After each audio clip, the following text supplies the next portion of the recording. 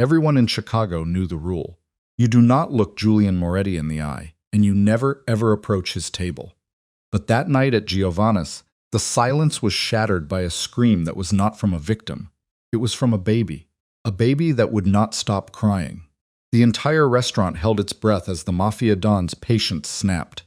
One woman, a struggling single mother with nothing left to lose, stood up. She walked past the armed guards and did the unthinkable. She did not beg for mercy. She scolded the devil himself. What happened next did not just break the rules. It started a war. The rain was hammering against the stained glass windows of Giovanna's, Chicago's most exclusive Italian restaurant. But inside, the air was so still, it felt like a vacuum. It was November 14th, a Tuesday, the kind of night where the city feels bruised and angry. Sarah Bennett sat in the corner booth, nursing a lukewarm glass of water. She should not have been there. She could not afford the water, let alone the risotto. She was 26, wearing a coat that had been mended 3 times, and staring at an empty chair. The lawyer she had scraped together her savings to meet, Mr. Henderson, was 40 minutes late. He was her last hope for keeping full custody of her daughter, Lily, against an ex-husband who had more money than morals. But Mr. Henderson was not coming. She knew it in her gut. Just as the despair began to claw at her throat, the atmosphere in the restaurant shifted. It was not a sound. It was a drop in pressure. The heavy oak doors swung open and 4 men walked in. The maitre d', a man who usually looked down his nose at senators, practically bowed to the floor. "Mr. Moretti, we have your table ready." Julian Moretti. Even Sarah, who tried to keep her head down and stay out of trouble, knew the name. The press called him a shipping magnate. The streets called him the Capo dei Capi. He was tall, wearing a charcoal suit that cost more than Sarah's life earnings. His face was a mask of cold, sharp angles, dark eyes scanning the room for threats. But in his arms, clutched awkwardly against that expensive suit, was a bundle wrapped in blue cashmere, a baby. The sight was so jarring that Sarah blinked. The most dangerous man in Chicago was holding an infant, like it was a bomb he did not know how to defuse. They sat at the center table, table 4. The bodyguards took up positions, their jackets bulging with obvious weaponry. The restaurant went silent. Forks stopped mid-air. Conversations died. Then it started. A whimper at first, then a wail, then a full-blown lung-shredding scream. The baby was distressed. Julian Moretti stiffened. He jiggled the baby roughly, his expression shifting from cold indifference to panic, and finally to simmering rage. Marco Julian snapped at the man to his right. "Make it stop." "Boss, I do not know how," Marco stammered, looking terrified. The crying grew. It was a piercing shriek of pure discomfort. Other diners shifted uncomfortably, but no one dared to look. The tension in the room was a physical weight. You could feel the violence radiating off Julian. He was losing control, and a man like Julian Moretti hated losing control. "Get the car," Julian hissed, standing up. The baby arched his back, screaming harder. Julian's grip tightened, clearly too hard. Sarah felt a pull in her chest. It was the biological override, the mother's instinct that bypasses all logic and fear.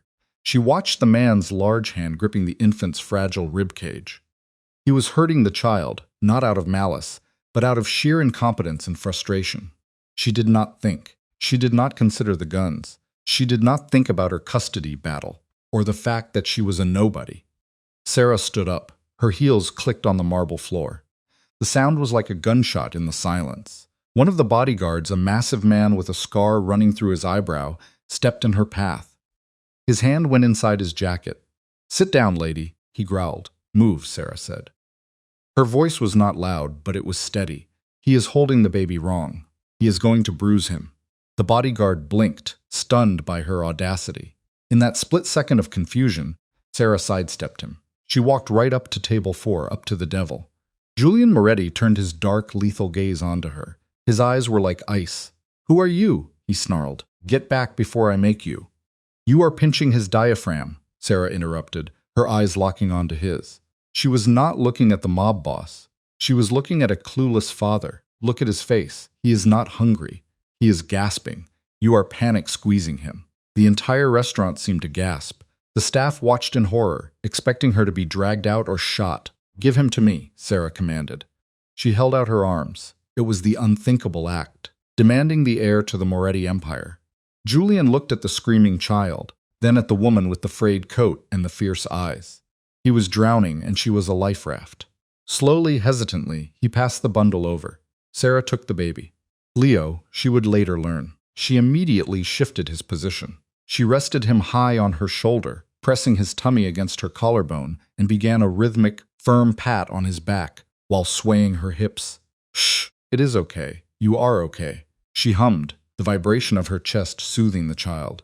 In 10 seconds, the screaming turned to whimpers. In 20 seconds, the whimpers stopped. In 30 seconds, the baby let out a long, shuddering breath and fell asleep.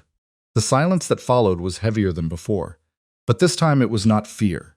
It was shock. Sarah gently pulled the blanket away from the baby's face, checking his color. She looked up and found Julian Moretti staring at her. The ice in his eyes had cracked, revealing something intense and calculating. "He has colic," Sarah whispered, handing the sleeping child back to the stunned father. "Burp him halfway through the feed, not just at the end. And loosen your tie. The fabric is scratching his cheek." She did not wait for a thank you. The adrenaline crashed, and the realization of what she had just done washed over her. She turned around, grabbed her purse from her booth, and walked out of the restaurant, her legs shaking uncontrollably. She thought she had escaped. She thought that was the end of it. She was wrong. Sarah did not sleep that night. Every time she closed her eyes, she saw the gun outline in the bodyguard's jacket. She sat in her tiny, drafty apartment in the Englewood district, watching her own daughter, Lily, sleep. Lily was 4. She was the light of Sarah's life, and the reason Sarah worked double shifts at a diner and took cleaning jobs on weekends. But with her ex-husband, Gary, petitioning for full custody, citing her financial instability, Sarah felt the walls closing in. Gary had a new wife, a new house, and a good lawyer. Sarah had overdue rent and a broken toaster. The next morning, Sarah was at the diner wiping down the counter. It was 10 in the morning, the lull after the breakfast rush. Sarah, her manager, frantic and pale, hissed from the kitchen window, "There are men outside for you." Sarah's heart stopped. Gary. Did he send the police? She wiped her hands on her apron and walked to the front. 2 black SUVs were parked at the curb, blocking the morning traffic. The same massive bodyguard from the restaurant, the one with the scarred eyebrow, was standing by the door. He was not reaching for a weapon this time. He was holding it open. "Mr. Moretti requests your presence," the man said. It was not a question. "I have a shift." "I cannot leave," Sarah said, her voice trembling. "We bought the diner," the man said flatly. "Your shift is over. Please, Miss Bennett. The boss does not like to wait." They knew her name. Of course they did. Sarah got in the car. The drive was silent. They did not go to a warehouse or a dark alley. They drove north to the Gold Coast, pulling up to a limestone mansion that looked more like a museum than a home. Iron gates swung open, revealing a driveway filled with luxury cars. Inside the house was cold, beautiful, expensive, and utterly devoid of warmth. Marble floors, modern art that looked like spilled ink and silence.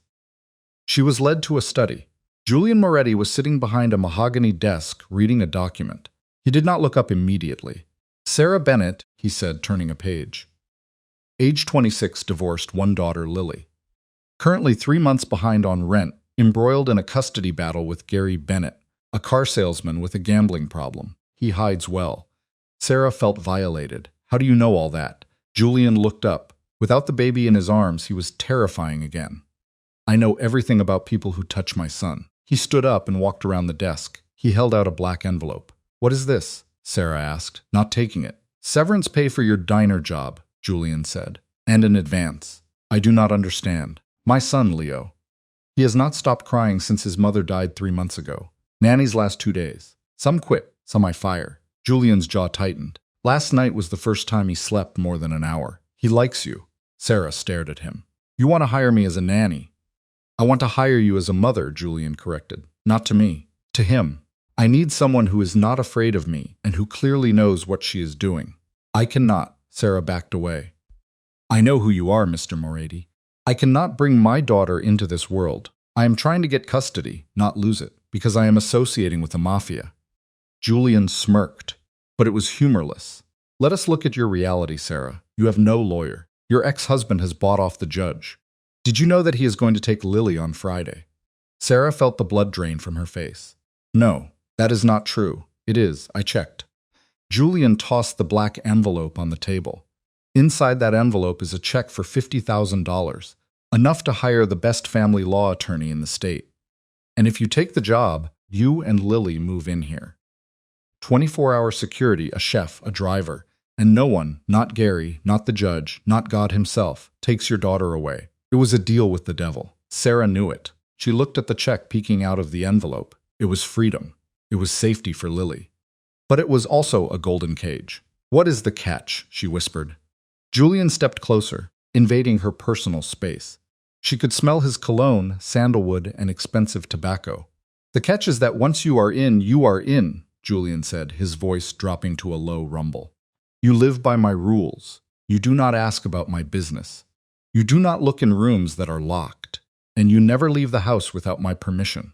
You belong to the family now. Sarah thought of Lilith's face. She thought of Gary taking her away. I have one condition, Sarah said, her voice gaining strength. Julian raised an eyebrow. You are in no position to bargain, Miss Bennet, but entertain me. I am not just the nanny. I eat dinner with you, she said. If I am living here, I am not hiding in the servants' quarters while you play lord of the manor. I want my daughter to feel like this is a home, not a prison. We eat at the table. Same food, same respect. Julian stared at her for a long moment. The tension in the room was electric. He was not used to demands. Finally, a ghost of a smile touched his lips. Dinner is at 7 o'clock, he said. Do not be late. Moving into the Moretti estate was like moving into a mausoleum. The silence was different here. It was not the peaceful silence of a library. It was the suffocating silence of secrets. Sarah and Lily were given a suite in the East Wing.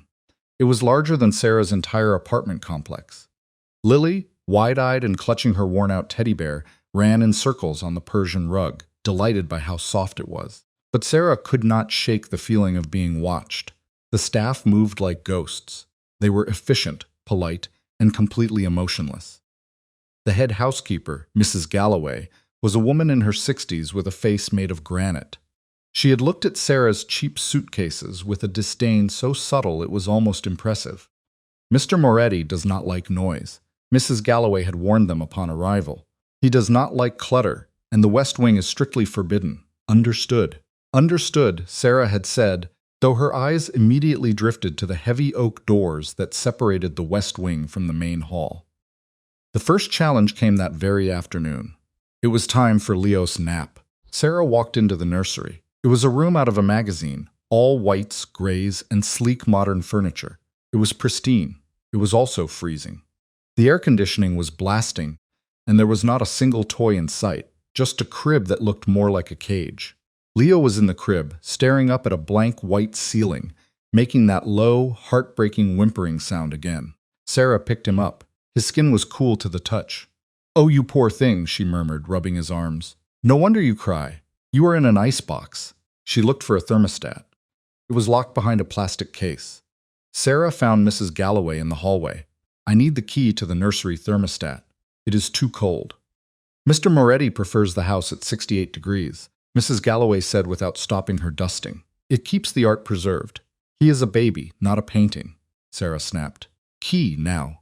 Mrs. Galloway hesitated, then scoffed. "You may be the nanny, Miss Bennet, but you do not run this house." "No," a deep voice rumbled from the stairs. "But she runs that room." Julian Moretti descended the staircase. He had changed out of his suit into a black button-down shirt. His sleeves were rolled up, revealing forearms that were thick with muscle and covered in faint white scars. Mrs. Galloway paled. "Sir, I was just." "Give her the key," Julian said, not looking at the housekeeper. His eyes were on Sarah. "And get the child a heater until the system is adjusted." Mrs. Galloway handed over the key with trembling fingers and scurried away. Julian walked up to Sarah. He was imposing, his presence filling the hallway. He looked at Leo, who was now resting his head on Sarah's shoulder, quiet and content. "You are good with him," Julian said, sounding almost accusatory. "He just needs warmth, Mr. Moretti. Babies need to feel like they are not alone." Julian's jaw tightened. A shadow passed over his face. Grief, perhaps, or guilt. "My wife, Isabella. She wanted the nursery to be perfect, modern, clean. It is sterile," Sarah said honestly. "He needs color. He needs soft things. I want to paint it." "Paint it," Julian blinked. Yes, a soft yellow or a green. And I want a rocking chair. A wood one, not that metal thing in there. Julian stared at her. No one made demands of the Don. But then he looked at his son, who was reaching out a tiny hand to grab a lock of Sarah's hair. Do whatever you want, Julian said, turning away. Just make sure he sleeps. That night, the first family dinner took place. The dining room table was long enough to seat 20 people. Julian sat at the head. Sarah and Lily sat to his right. The distance between them felt like miles. Lily, usually a chatterbox, was intimidated by the high ceilings and the silent servers. She picked at her spaghetti, which was gourmet truffle-infused and not at all what a 4-year-old liked. Is the food not to your liking? Julian asked. His voice was deep, startling Lily. Lily looked up, terrified. It tastes like dirt, she whispered. Sarah gasped. Lily, it is truffles. It is very fancy. Julian paused. He looked at his plate. He took a bite. She is right, he said. It tastes like dirt. He signaled the chef, who was hovering in the corner. Grilled cheese, Julian ordered, for the girl and for me as well. The chef looked horrified, but nodded. Lily giggled. It was a tiny sound, but it echoed in the large room. Julian looked at the little girl, and for the first time the hardness in his eyes softened. Where is the baby's mommy? Lily asked suddenly, swinging her legs. Sarah froze. Lily, we do not ask. She is in heaven, Julian answered. His voice was flat, devoid of emotion. Did she get sick? Lily asked, oblivious to the tension radiating off the bodyguards by the door. No, Julian said. He took a sip of dark red wine. Bad men took her away. Sarah felt a chill run down her spine, the reality of where she was crashed back in. This was not just a rich man's house. This was a fortress built on blood. My daddy is a bad man, Lily stated matter-of-factly. He yells at mommy. He broke the toaster. Julian's gaze shifted to Sarah. He studied a bruise on her arm that she had tried to cover with makeup, a parting gift from Gary a week ago, when he tried to force his way into her apartment. Julian did not say anything. He just stared at the bruise until Sarah self-consciously pulled her sleeve down. Nobody will break your toasters here, Lily, Julian said quietly. I promise. The moment was interrupted by Marco, the head of security, bursting into the room. He did not apologize. Boss, we have a problem at the docks. The Russians. Julian's face instantly changed. The father was gone. The Don was back. He stood up, throwing his napkin on the table. Take them to their rooms. Julian ordered Marco, not looking back at Sarah. Lock the doors. No one comes in or out until I return. Julian Sarah stood up, the name slipping out before she could stop it. He paused at the door. He looked back, his eyes dark and dangerous. Go to your room, Sarah. Forget what you hear tonight. He left. That night, Sarah did not sleep. She held Lily and Leo in her bed, listening to the sound of cars speeding away, and later the distant muffled sound of shouting in the courtyard. She realized then that the golden cage was still a cage, and the wolves were scratching at the door. 3 weeks passed. The rhythm of the house changed. The nursery was no longer white. Sarah had painted it a soft sage green. There were stuffed animals, a comfortable wooden rocker, and a mobile of stars that she had made herself. Leo was a different baby. He gained weight. He smiled. He slept. And Julian changed, too. He was still cold, still distant, often disappearing for days at a time. But when he was home, he spent time in the nursery. He would stand in the doorway, watching Sarah rock Leo to sleep. Sometimes, he would sit in the armchair and just listen to her hum. One rainy Tuesday, Sarah was in the kitchen teaching the stiff French chef how to make chocolate chip cookies for Lily. Flour was everywhere. Lily was laughing, her face smeared with chocolate. Julian walked in. He was wearing a tuxedo, clearly headed to a gala. He stopped staring at the mess in his pristine kitchen. The chef looked terrified. Sir, I tried to stop them. It is fine, Julian said. He walked over to the counter, dipped a finger into the batter bowl, and tasted it. Needs more salt, Sarah laughed. She actually laughed at the Mafia Don. You are a critic now. I know good food, Julian said. His eyes lingered on her face. She was wearing an old t-shirt and jeans covered in flour, her hair in a messy bun, and he looked at her like she was the only woman in the world. The air between them crackled. It was dangerous. I have a request, Julian said, his voice dropping an octave. Yes. The chaotic mess you have made of my kitchen. Clean it up, he said, but there was a smirk playing on his lips. And tomorrow, I need you to come with me. Come with you where? I have a meeting, a negotiation. It helps to have a softer presence. You will bring Leo. We will present the image of a stable, happy father. You want me to be a prop? Sarah asked, crossing her arms. I want you to be my shield. Julian admitted a rare moment of vulnerability. They will not shoot if there is a woman and child. It is the code. That is comforting, Sarah said sarcastically. But she agreed. The meeting was at a vineyard estate outside the city. It was beautiful rolling hills and autumn leaves. But the men sitting at the patio table were sharks. Sarah sat beside Julian, Leo on her lap. She wore a simple navy dress Julian had bought for her. She played the part perfectly. The attentive mother, the quiet partner. Across the table sat Luca Viti, the head of the rival family. He was older, greasy, with yellow teeth. You look soft, Julian, Viti sneered, blowing cigar smoke toward the baby. Sarah waved the smoke away with her hand, glaring at the man. I look settled, Julian corrected. There is a difference. And who is this? Viti gestured to Sarah with his cigar, the new flavor of the month. She is pretty. A bit skinny for my taste. Julian's hand clenched into a fist on the table. Sarah saw the knuckles turn white. She is the mother of my son, Julian lied smoothly, and you will speak to her with respect. Viti laughed. Or what? You will start a war over a nanny. I have started wars for less, Julian said softly. The temperature at the table dropped 20 degrees. Viti stopped laughing. He looked at Julian, then at Sarah. He saw the way Julian's body was angled toward her, protective, possessive. Fine, Viti spat. We accept the territory lines for now. The meeting ended, but as they walked back to the car, Sarah felt trembling in her hands. You lied, she whispered to Julian as he buckled Leo into the car seat. You told them I was his mother. Julian slammed the car door shut and turned to her. He pinned her against the side of the SUV. He did not touch her, but his body shielded her from the view of Vitus men. In this world, perception is everything, he murmured. His face was inches from hers. If they think you are just help, they will target you to get to me. If they think you are mine, they will hesitate. Am I? Sarah breathed. Yours. Julian stared at her lips. For a second, she thought he was going to kiss her. The impulse was there, raw, magnetic. Get in the car, Sarah, he rasped, pulling away abruptly. The drive home was silent, but it was not the awkward silence of before.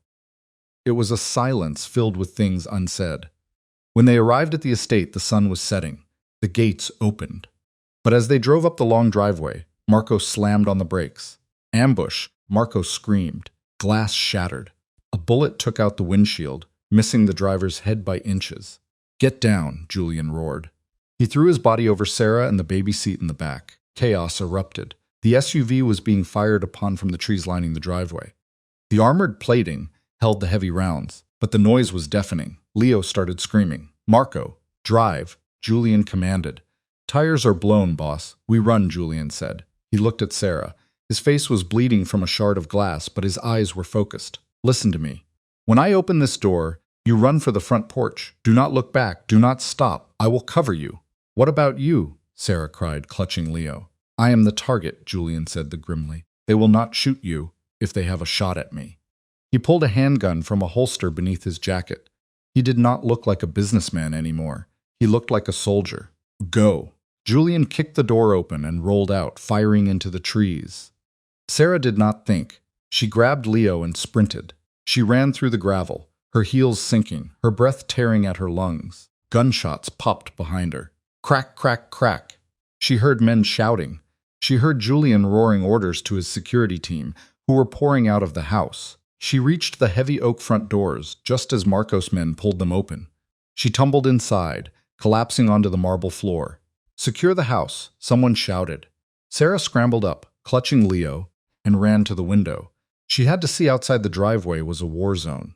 Smoke, flashing lights. She saw Julian. He was standing behind the SUV, reloading his weapon with practiced ease. He was not hiding, he was advancing. Then she saw it. A man in black tactical gear had flanked the car. He was aiming a rifle at Julian's exposed back. Julian, Sarah screamed, though he could not hear her through the bulletproof glass. But Julian Moretti had instincts that bordered on supernatural. He spun around, raising his gun, and fired 3 times. The assassin dropped. But another shadow moved, not toward Julian, toward the house, toward the side door. The door that led to the kitchen, the door Sarah had unlocked earlier to let fresh air in while baking cookies. She had forgotten to lock it. Terror, cold and absolute. washed over her. "The kitchen," she whispered. She looked around. The guards were all outside or at the front door. Sarah looked at Leo. She saw a heavy antique vase on the hallway table. She put Leo down behind a marble statue. "Stay quiet," she begged the crying baby. She grabbed the vase. She kicked off her heels and she ran toward the kitchen. She was not a soldier. She was not a killer. She was a mother. And someone was coming into her house to hurt her children. Sarah Bennett disappeared into the dark hallway just as the kitchen door handle began to turn. The kitchen was shrouded in shadows, illuminated only by the flashes of lightning tearing through the sky outside. The smell of burnt cookies, a domestic scent turned sour, hung in the air. Sarah pressed her back against the granite island, her breathing shallow and ragged. In her hands, the heavy porcelain vase felt slippery with the sweat of her palms. She listened. The doorknob turned, click. The door groaned open, letting in a gust of wet, freezing wind. Heavy boots stepped onto the tiled floor. Thump, thump. The intruder moved with purpose. He was not checking corners. He knew exactly where he was going. He was heading for the main hallway. He was heading toward where she had hidden Leo. Sarah's terror transmuted into a cold, hard rage. "Not my children." She waited until the figure passed the island. He was a large man dressed in black, a suppressor attached to the pistol in his hand. Sarah did not scream. She did not hesitate.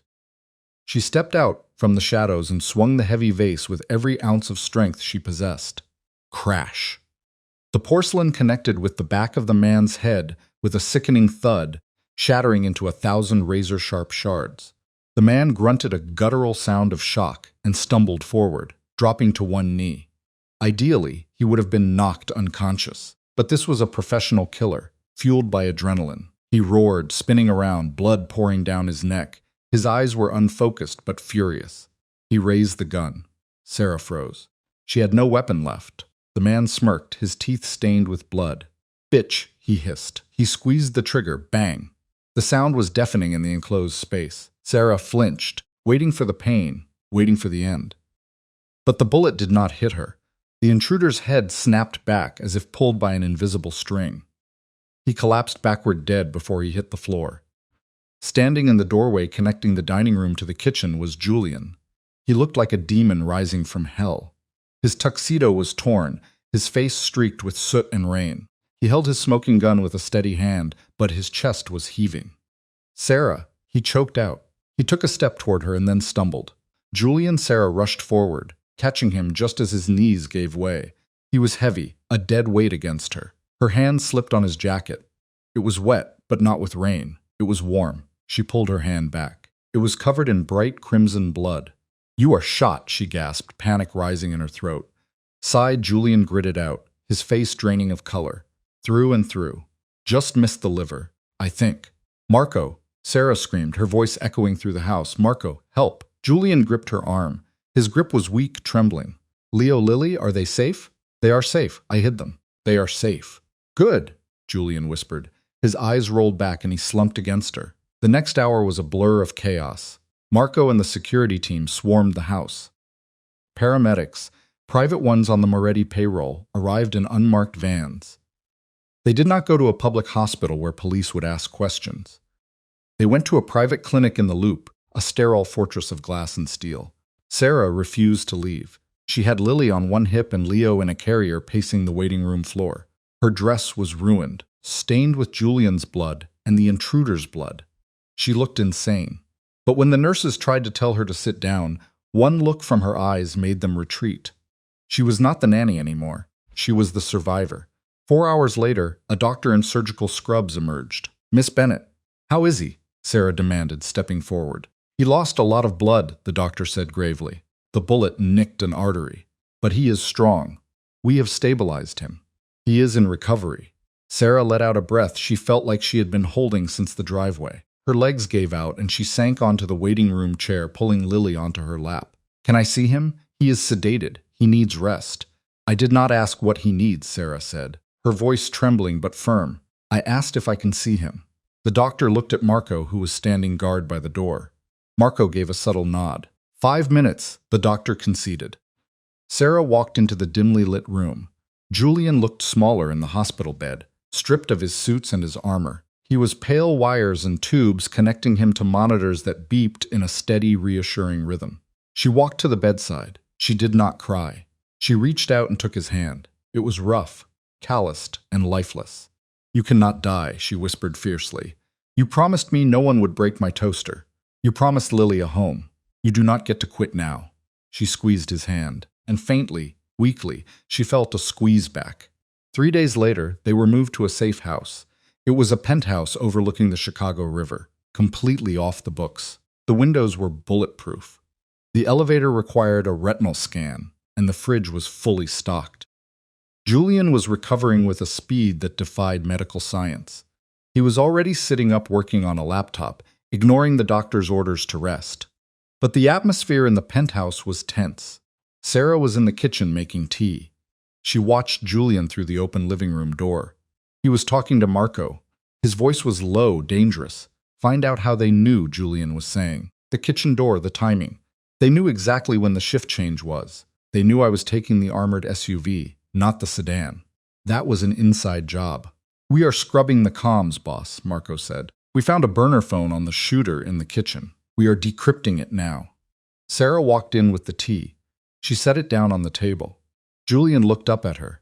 His eyes softened, but the tension in his jaw remained. "You should be resting," she said. "I cannot rest while there is a rat in my house," Julian replied.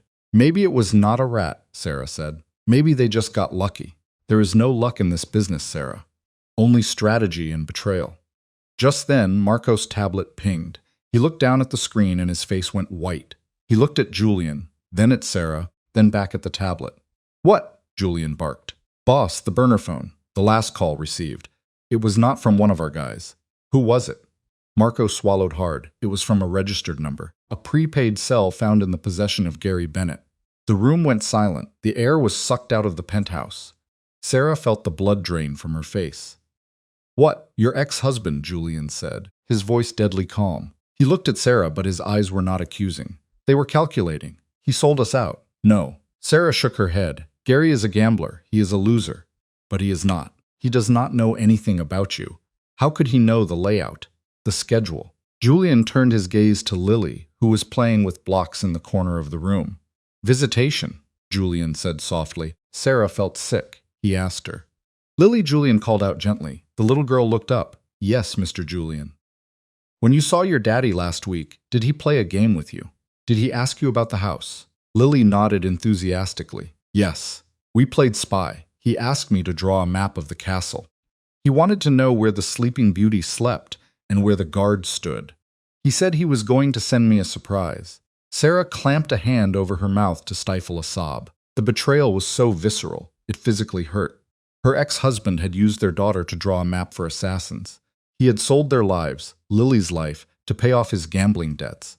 "Oh my God," Sarah wept. "It is my fault. I let him see her. I brought this to your door." She turned to run, to hide, to leave. She could not be here.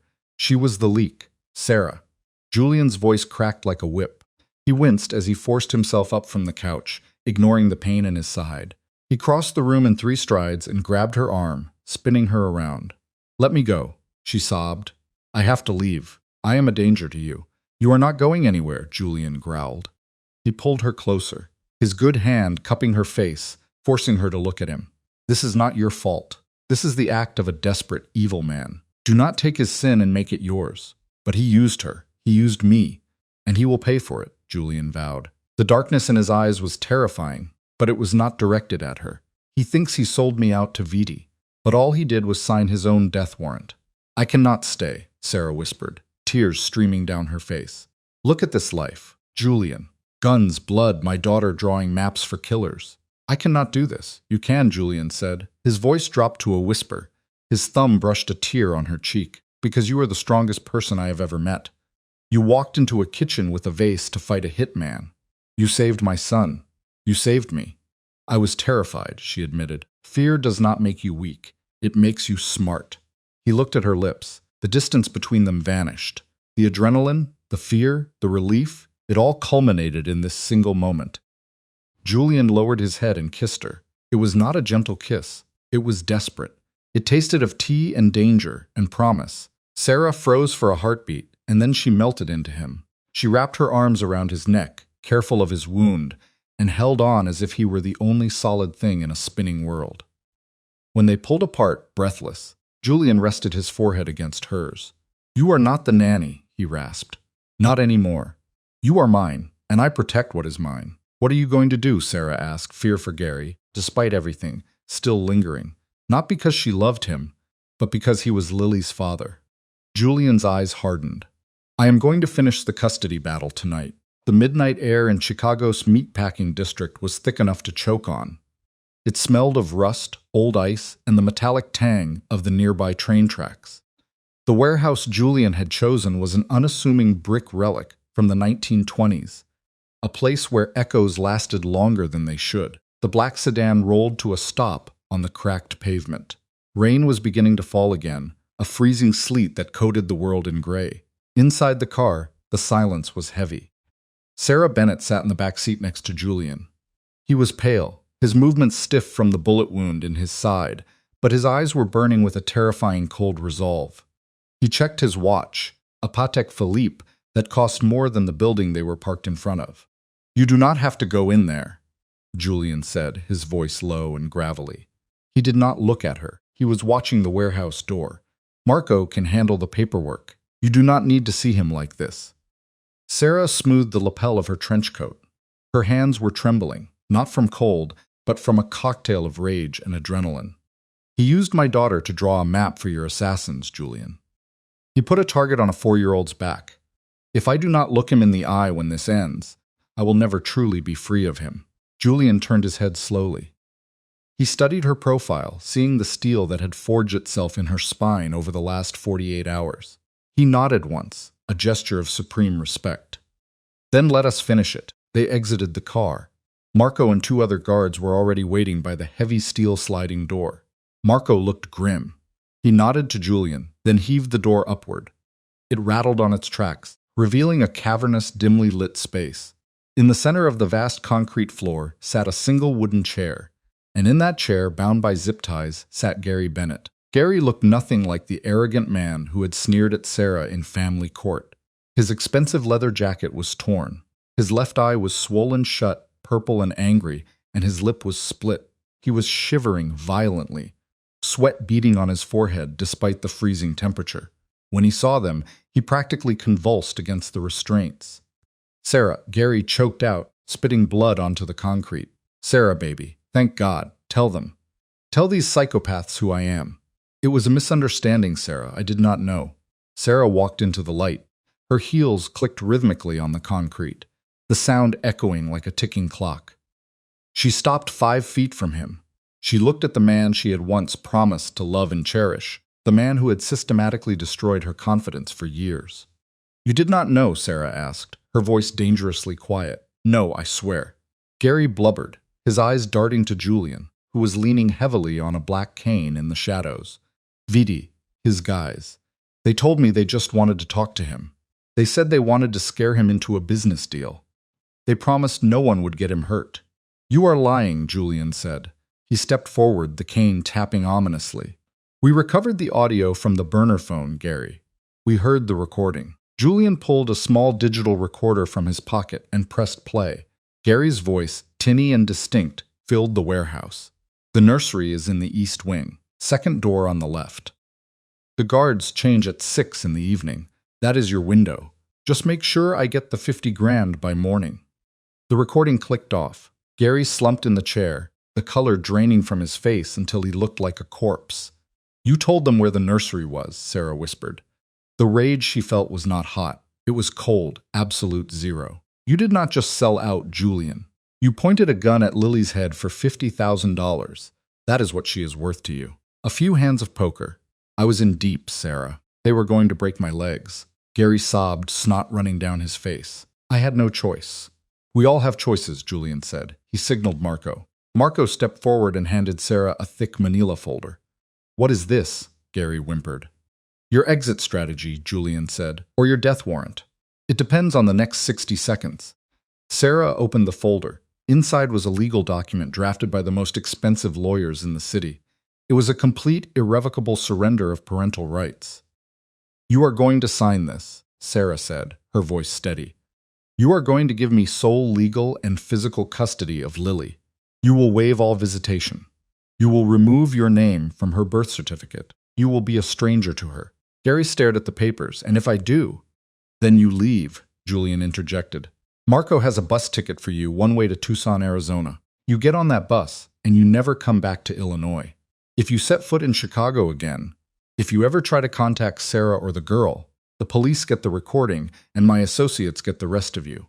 Gary looked at the pen Marco was holding out. He looked at the gun on Marco's hip. He looked at Julian's cold, dead eyes. Then he looked at Sarah, searching for a shred of the timid woman he used to bully. He found only a wall of stone. "Sarah, please," he whispered, a last-ditch effort at manipulation. "She is my little girl." "She stopped being your little girl the moment you drew a map for the men coming to kill her," Sarah said. "Sign the papers, Gary. It is the only mercy you are going to find in this room." With a shaking hand, Gary took the pen. He wept as he scribbled his signature on the dotted line, his tears staining the paper. Marco snatched the documents away the second the pen lifted. He checked the signature, then nodded to Julian. "It is done. Get him out of my sight," Julian ordered, turning his back. Gary was hauled to his feet. As he was dragged toward the back exit, he looked back one last time, but Sarah was already walking away. She did not watch him leave. He was already a ghost to her. Outside, the rain had stopped. The air felt cleaner, sharper. Sarah leaned against the black sedan, clutching the folder to her chest. She felt lightheaded. The adrenaline was crashing, leaving her knees weak. "Are you all right?" Julian asked. He was standing close to her, his body shielding her from the wind. "I do not know," Sarah admitted. She looked up at him. The streetlights reflected in his dark eyes. "I feel lighter, but I also feel terrified. But the threat. VT is still out there, is not he? VT will be handled," Julian said, his tone leaving no doubt as to what that meant. "But the danger, it is part of my world. Sarah, I told you this. Now that Gary is gone, you have a choice."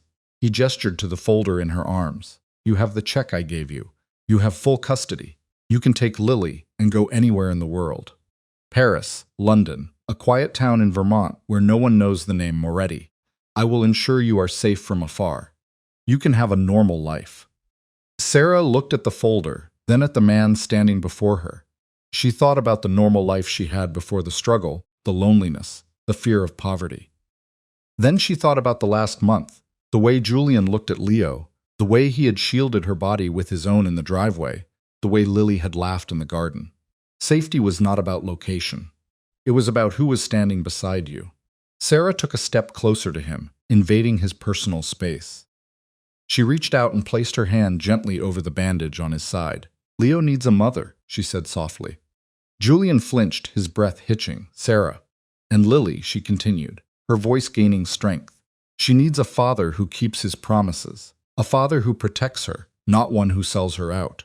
She looked up into his eyes, seeing the vulnerability he hid from everyone else. "And I do not want a normal life, Julian. I want a real one.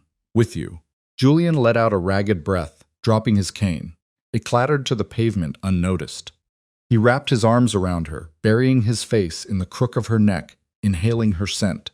It was an embrace of desperation and devotion. "Then you have me," he vowed, his voice vibrating against her skin, "every part of me, until the day I die." They stood there in the quiet street, a single mother and a Mafia Don bound by blood, and a promise that was stronger than any contract.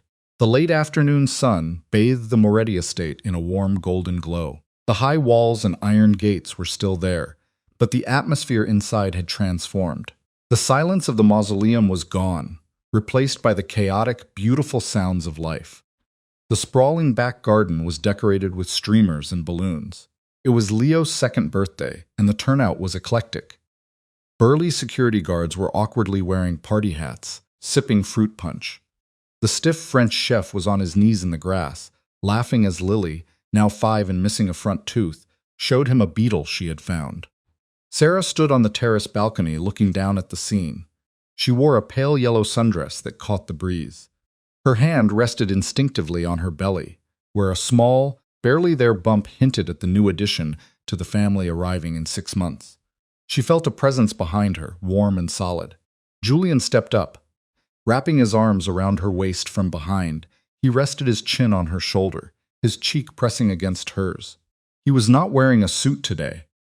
He was in a linen shirt, sleeves rolled up, looking younger, lighter. "They are happy," he murmured, watching Leo wobble, run across the grass, chasing a golden retriever puppy named Barnaby. "We are happy," Sarah corrected him, leaning back into his embrace. "Did you ever think," Julian asked quietly, "that day in the restaurant, when you marched up to my table and demanded my son, did you think it would end like this?" Sarah smiled, remembering the fear, the rain, and the screaming baby. "I did not think," she admitted. "I just heard a baby crying, and I saw a father who did not know how to ask for help." Julian turned her around in his arms. The cold, sharp angles of his face had softened over the year. The ice in his eyes had melted into something warm and profound. "You did not just stop the crying, Sarah," he whispered, brushing a strand of hair from her face. "You woke me up. You saved us all. I intend to keep saving you," she teased softly, "every day. And I will spend the rest of my life making sure you never regret it." He kissed her then, a slow, deep kiss under the golden sun, surrounded by the laughter of their children. The war outside the walls would always exist, but inside they had built something unbreakable. The crying had stopped. The living had begun.